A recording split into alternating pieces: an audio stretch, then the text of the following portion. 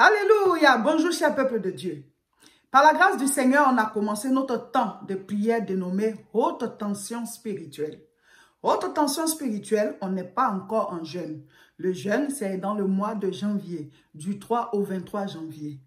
Là, nous sommes en novembre, mais on a commencé un temps de prière intense dénommé haute tension spirituelle.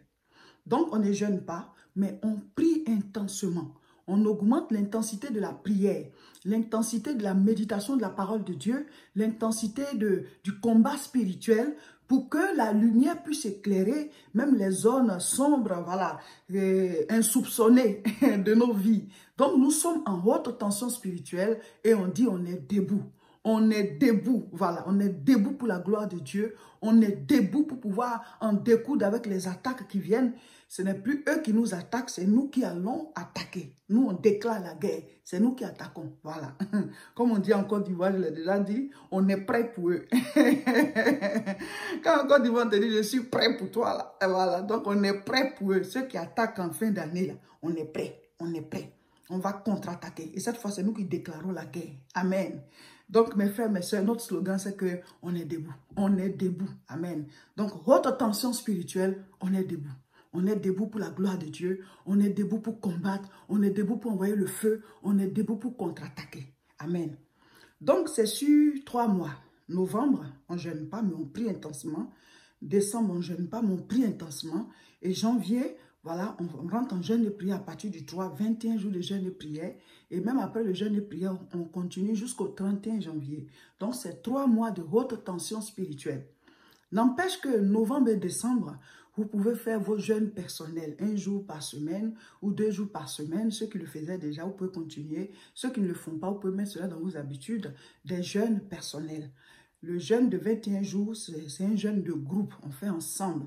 Mais personnellement, vous pouvez faire vos jeûnes, voilà, pour ces 2 mois-là. Alors, le thème c'est « Délivre-nous du malin ». Matthieu chapitre 6, verset 13. Ne nous induis pas en tentation, mais délivre-nous du malin. Et on a fait les découpages. D'abord, le mois de novembre, les 4 semaines ont des thèmes.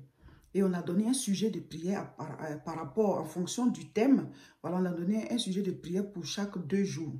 Donc, cette semaine, la première semaine de haute tension spirituelle, première semaine du mois de novembre, le thème c'est « Le diable vient, mais il n'a rien en moi ». Jean chapitre 14, verset 30. C'est Jésus-Christ qui l'a dit. Le prince de ce monde vient, mais il n'a rien en moi. Le prince de ce monde, c'est le diable, c'est Satan, ce monde des ténèbres. Voilà, lui, il est leur prince. Donc, il vient, il venait vers le Seigneur. Mais Jésus dit, je n'ai rien dans ma vie qui lui appartienne. Donc, s'il vient, il ne peut rien faire. Il ne peut pas avoir autorité sur moi. Et Jésus, c'est la lumière. Et la lumière a toujours autorité sur le monde des ténèbres. Jésus disait ça pas par rapport à lui-même, parce que Satan lui-même, il sait qui est Jésus. Jésus le disait par rapport à ses disciples. Il était en train de les enseigner. Et à travers ses disciples qui étaient présents, il enseignait aussi ceux qui allaient, les disciples à venir, nous autres qui allions venir après, et même après nous, les disciples qui allaient venir. Quand le Seigneur parle, c'est pour maintenant et pour toujours. Donc quand il dit, Satan, le diable vient, il n'a rien en moi, c'est toute une loi spirituelle. Pour dire que quand le diable vient t'attaquer là, qu'est-ce qu'il y a en toi qui lui appartient? Ce sera la porte. C'est par là qu'il va passer pour t'atteindre. C'est pour cela que quand on se donne à Jésus, chaque jour, on doit mettre de l'ordre dans notre vie. On doit se séparer de certaines choses qu'on peut bien laisser, mais on ne veut pas laisser parce qu'on aime ça. Mais tu ne peux pas être du côté de la lumière et continuer de pratiquer les choses des ténèbres. Donc, ta force ne sera pas réellement, voilà, ça ne sera pas ça. Les gens vont t'atteindre parce qu'il y a des trous, il y a des ouvertures qui leur appartiennent à eux. Donc, quand le Seigneur dit le diable vient, il n'a rien en moi, c'est tout un enseignement qui nous donne à nous, hein, pour dire que, ah, si Satan vient vous attaquer, puis il y a des choses dans votre comportement, dans vos habitudes, dans votre manière d'être, dans votre vie, des actes que vous posez, vous savez que ça, là, Dieu n'aime pas. Vous savez très bien que c'est un péché. Vous savez très bien que ceci, là, ce n'est pas bon. Et vous continuez de le faire, ben, il va vous atteindre parce qu'il y a des choses en vous qui lui appartiennent. Vous comprenez? Le péché appartient au diable. C'est lui qui pousse les gens à pécher parce que quand tu pêches, tu faiblis et lui, il a le dessus sur toi. L'esprit que nous avons reçu, c'est un esprit de sainteté. Et Dieu ne nous dit pas d'être saints nous-mêmes. Il dit de se confier à lui, de lâcher prise et de lui dire, désormais, je veux juste obéir. Et lui va te conduire. Mais nous, on l'accepte, mais on veut continuer de diriger le bateau, voilà, conduire le véhicule. Ça ne peut pas marcher. Donc, le diable vient, il n'a rien en moi, c'est toute une loi. Et on a tiré les sujets de prière, voilà, de là. Les sujets qu'on vous a donnés, parce qu'on a dit à chacun de vous de faire ses propres sujets de prière. Voilà, 10 sujets. On avait déjà fait 10 sujets pour ceux qui ont fait le jeûne avec nous. Les sujets qui n'ont pas encore été exaucés là, vous les maintenez et vous ajoutez de nouveaux sujets. Il faut toujours avoir 10 sujets pour lesquels vous priez. Voilà. Quand un est exaucé, vous enlevez, vous ajoutez encore un autre. Toujours 10 sujets. Maintenant, nous, les sujets qu'on vous donne là, ce sont des sujets à compléter. Donc, on vous donne un sujet pour chaque 2 jours. Donc, du coup, vous avez 11 sujets de prière à présenter au Seigneur. Et quand vous vous mettez à prier, on a donné la formule de prière qui va vous guider. Comme ça, vous savez comment vous commencez et comment vous terminez. On a dénommé cela les 3 R, CSP. C'est basé sur la prière de Notre Père qui est aux cieux, que ton nom soit sanctifié. On a regardé cette prière, on a sorti les ingrédients pour pouvoir faire la formule 3 R, CSP. Alors, les 3 R là, d'abord tu remercies le Seigneur, remerciement, le premier R. Deuxième, c'est repentance. Troisième R, c'est requête. Les requêtes, ce sont les sujets de prière. Donne-nous aujourd'hui notre pain de ce jour. C'est ça les requêtes. Quel est ton pain du jour? Quel est ton besoin du moment? Qu'est-ce qui te manque? Qu'est-ce que tu veux? Voilà. Tout ce qui te manque et que tu veux demander au Seigneur. Parce que lui-même, il a dit, demandez, vous recevrez. Donc, c'est ça que tu mets sur la liste et tu pries pour ça. Voilà. Et donc, c'est ça les requêtes. Donc, tu dois toujours en avoir 10. Voilà. Si tu n'as plus de sujet là, prends pour tes frères, tes soeurs, ajoute. Voilà. Il faut toujours 10 au moins. C'est nous qui disons 10. Hein. Voilà. Comme ça, au moins, tu sais que ta prière est bien comblée là. Après les requêtes, maintenant, il y a le combat spirituel. La partie où le Seigneur dit, ne nous induis pas en tentation, mais délivre-nous du malin. C'est la partie qui s'adresse au monde des ténèbres, le monde spirituel diabolique. Ça, c'est le combat spirituel. Donc, chaque fois que tu pries là, tu dois avoir un temps où tu lis les démons. C'est comme si tu balayais ta maison, quoi. Il dit de les chasser, ils seront chassés. Il dit de délier et les choses seront déliées. Donc, il y a nos grâces, nos bénédictions, nos vies, voilà, qui sont liées quelque part. Il y a telle chose, tu sais que tu devais avoir depuis que tu ne l'as pas. Il faut délier la chose là. Au cas où dans le monde spirituel, on te l'avait lié à ton insu, mais toi, tu délies. Amen. Maintenant, il y a des choses qui sont dans votre vie, voilà, qui ne doivent pas être là. Par exemple, les maladies, l'échec, la souffrance, voilà, et les mésententes en famille. Il faut lier tout ça. Ce sont des esprits impurs qui sont à la base. Dieu ne nous a pas créés pour la souffrance, il nous a créés pour qu'on soit bien. Donc, au nom de Jésus, tu lis. Au nom de Jésus, tu lis. Au nom de Jésus, tu lis ces choses-là. Amen. Donc, après le combat spirituel maintenant, il y a la proclamation. Proclamer, c'est faire comme Dieu. Dieu dit, la mort et la vie sont au pouvoir de la langue.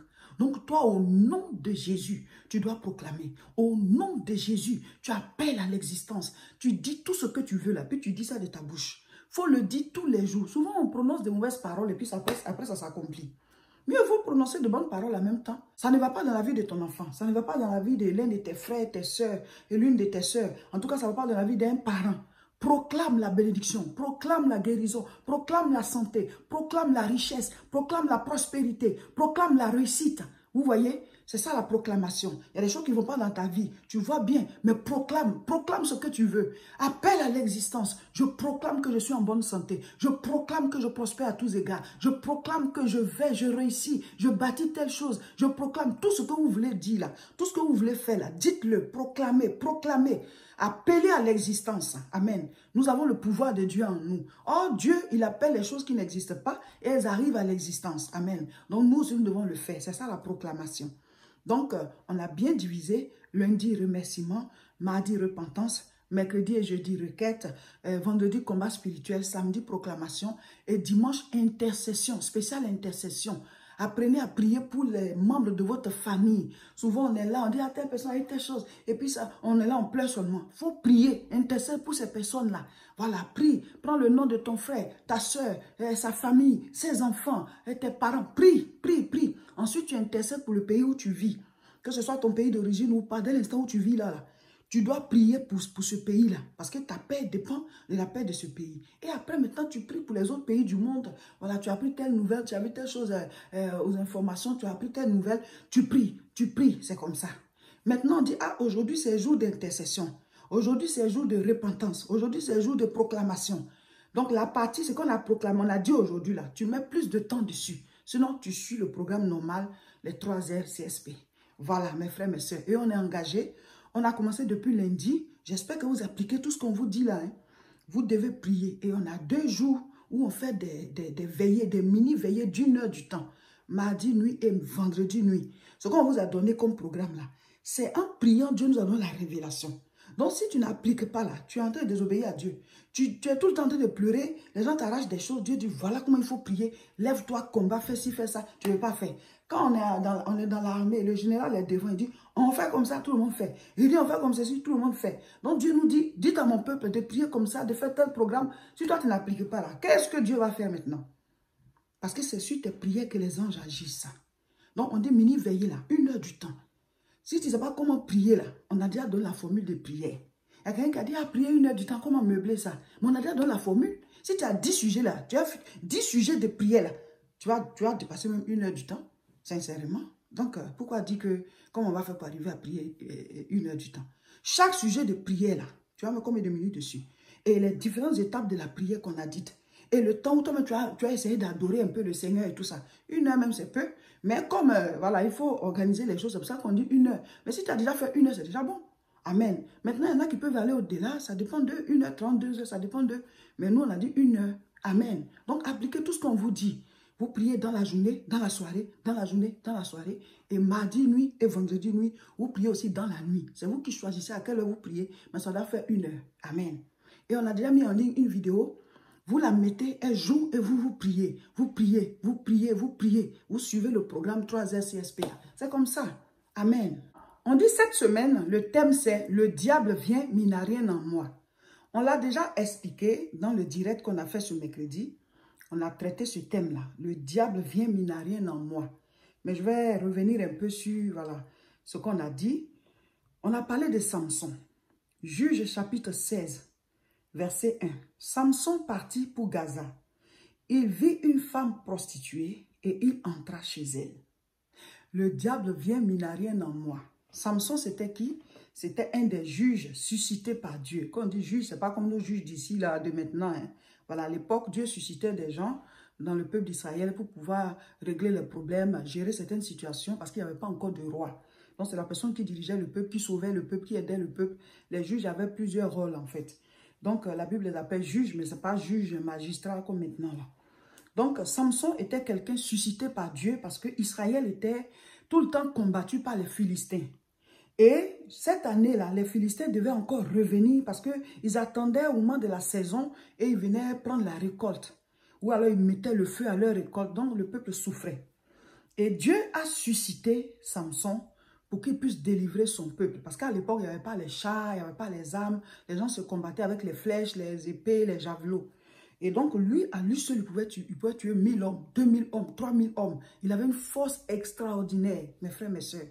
Et puis, lui, malgré toute cette onction, cette puissance que Dieu lui a donnée de manière physique, il avait un vice. Le diable avait quelque chose en lui. Lui, il aimait les prostituées. Il aimait, voilà, les péchés du sexe. Alors qu'il était marié, mais il aimait beaucoup aller chez les prostituées. Et pas n'importe quelle prostituée. Les prostituées qui sont du pays, du peuple qui les attaque tous les jours. C'est là-bas que lui, il aimait aller. Et donc, au verset 10, Delilah dit à Samson, « Voici, tu t'es joué de moi, tu m'as dit des mensonges. » Donc, la prostituée préférée, là, elle s'appelle Delilah. C'est elle que Samson aimait beaucoup visiter. Elle le mettait à l'aise d'une certaine manière. Il se sentait tellement bien avec elle. Alors que c'était le chemin de sa chute, le chemin de sa déchéance. Samson est mort aveugle. Lui, un grand guerrier. Il est mort misérablement. On lui a cassé les yeux et il est mort avant le temps de Dieu. À cause des vices qui étaient dans sa vie. Satan avait des choses en lui. Le diable venait, mais il avait des choses en Samson. Et c'est ce qui a permis le diable de l'avoir. Samson était attiré par le sexe en dehors de son mariage. Samson était attiré par le sexe en dehors du couple. Il allait vers les prostituées. Il laissait sa femme, il partait vers les prostituées. Et la prostituée principale, c'est Delilah. C'est elle qui a coulé Samson. Lui, il se mettait à l'aise avec elle, croyant que Delilah l'aimait. Mais le goût du péché, là, au début, c'est doux, hein? Mais après, c'est la déchéance. Après, c'est la mort. C'est pour ça que la Bible dit, le salaire du péché, c'est la mort. le sexe de manière, voilà, le sexe dans le péché. Parce que Dieu a bien défini les conditions pour le sexe. C'est entre l'homme et la femme qui sont unis par les liens du mariage. Si vous n'êtes pas encore unis et que vous vivez ensemble, allez régulariser votre situation. Mais laissez la personne avec qui tu es officiellement. Pour aller avoir des sexes partout, par-ci, par-là, là, c'est le péché. C'est de là que va venir ta chute. D'autres aussi, ce n'est pas sexe, hein, mais ils ont des trucs impurs qu'ils regardent. Tu regardes d'autres personnes en train d'avoir des ébats sexuels. On dit que c'est la film, c'est la pornographie. Que ça, c'est rien du tout, on ne fait rien. Mais l'esprit qui est derrière là, c'est quoi? Et c'est malsain, c'est impur. Oh, le Saint-Esprit est saint. On dit bien Saint-Esprit. On dit bien Saint-Esprit. Donc, si tu dis que tu as le Saint-Esprit en toi, tu ne peux pas prendre plaisir aux choses aussi impures. Donc, ce sont des ouvertures que l'ennemi utilise. Il passe par là et il va t'atteindre. Et autour de nous, ce n'est pas tout le monde qui est animé du Saint-Esprit. Il y a ceux qui sont animés de l'esprit du diable. Donc, c'était par exemple le cas de Delilah.